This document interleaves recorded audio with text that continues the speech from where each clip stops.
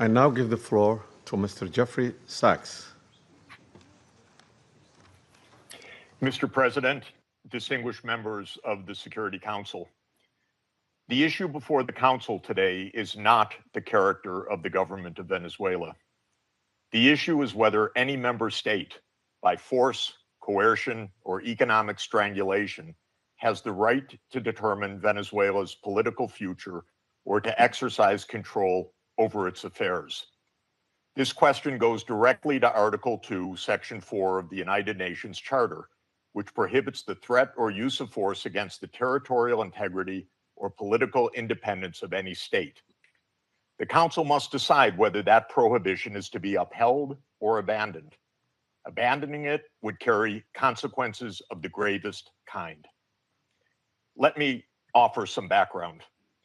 Since 1947, the United States foreign policy has repeatedly employed force, covert action, and political manipulation to bring about regime change in other countries. This is a matter of carefully documented historical record. In her book, Covert Regime Change, political scientist Lindsay O'Rourke documents 70 attempted U.S. regime change operations between 1947 and 1989 alone. These practices did not end with the Cold War. Since 1989, major United States regime change operations undertaken without authorization by the Security Council have included, among the most consequential, Iraq 2003, Libya 2011, Syria beginning in 2011, Honduras 2009, Ukraine 2014, and Venezuela from 2002 onward. The methods employed are well established and well documented. They include open warfare, covert intelligence operations, instigation of unrest, support for armed groups, manipulation of mass and social media, bribery of military and civilian officials, targeted assassinations, false flag operations, and economic warfare.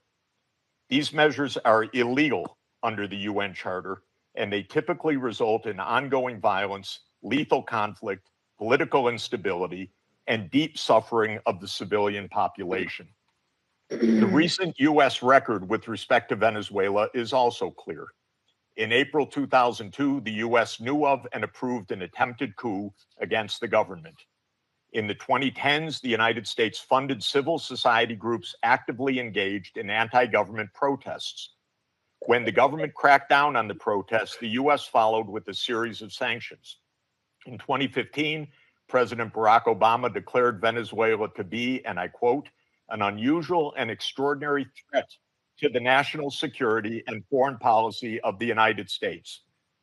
In 2017, at a dinner with Latin American leaders on the margin of the UN General Assembly, President Trump openly discussed the option of the U.S. invading Venezuela to overthrow the government. During 2017 to 2020, the United States imposed sweeping sanctions on the state oil company PDVSA. Oil production fell by 75% from 2016 to 2020, and the real GDP per capita declined by 62%. The UN General Assembly has repeatedly voted overwhelmingly against such unilateral coercive measures. Under international law, only the Security Council has the authority to impose such measures. On the 23rd of January 2019, the United States unilaterally recognized Mr. Juan Guaido as interim president, and a few days later froze approximately $7 billion of Venezuelan sovereign assets held abroad and gave the designated authority over certain of these assets. These actions form part of a continuous U.S. regime change effort spanning more than 2 decades. In the past year, the United States has carried out bombing operations in 7 countries, none of which were authorized by the UN Security Council, and none of which were undertaken in lawful self-defense under the Charter. The targeted countries include Iran, Iraq, Nigeria, Somalia, Syria, Yemen, and now Venezuela. In the past month, President Trump has issued direct threats against 6 UN member states, including Colombia, Denmark, Iran, Mexico, Nigeria, and of course, Venezuela. Members of the council are not called upon to judge Nicolas Maduro. They are not called upon to assess whether the recent U.S. attack and ongoing naval quarantine results in freedom or in subjugation. Members of the council are called upon to defend international law, and specifically the UN Charter. The realist school of international relations, articulated most brilliantly by John Mearsheimer, accurately describes the condition of international anarchy as the tragedy of great power politics. Realism is therefore a description, not a solution for peace. Its own conclusion is that anarchy leads to tragedy. In the aftermath of World War I, the League of Nations was created to end the tragedy through the application of international law. Yet the world's leading nations failed to defend international law in the 1930s, leading to renewed global war.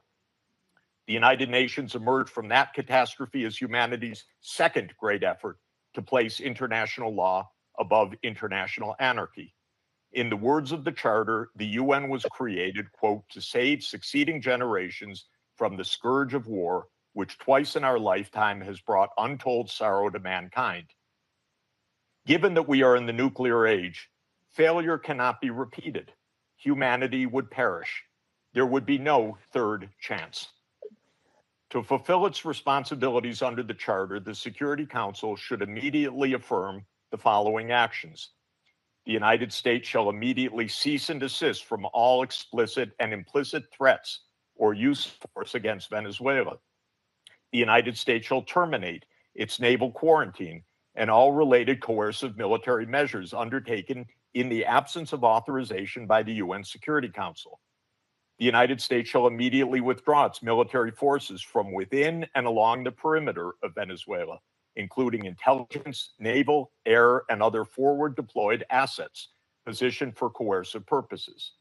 Venezuela shall adhere to the UN Charter and to the human rights protected in the Universal Declaration of Human Rights. The Secretary General, I recommend, should immediately appoint a special envoy mandated to engage relevant Venezuelan and international stakeholders and to report back to the Security Council within 14 days with recommendations consistent with the Charter, and the Security Council should remain urgently seized of this matter. All member states should refrain from unilateral threats, coercive measures, or armed actions undertaken outside the authority of the UN Security Council. In closing, Mr. President and distinguished members of the Council, peace and the survival of humanity depend on whether the United Nations Charter remains a living instrument of international law or is allowed to wither into irrelevance. That is the choice before this Council today. Thank you very much. I thank Mr. Sachs for his briefings. I now give the floor to Ms. Mercedes de Freitas.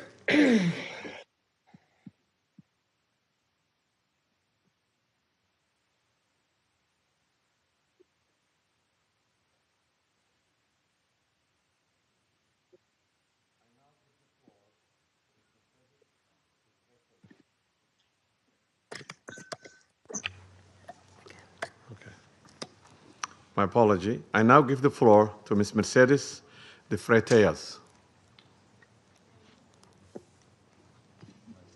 Good morning. I speak in Spanish.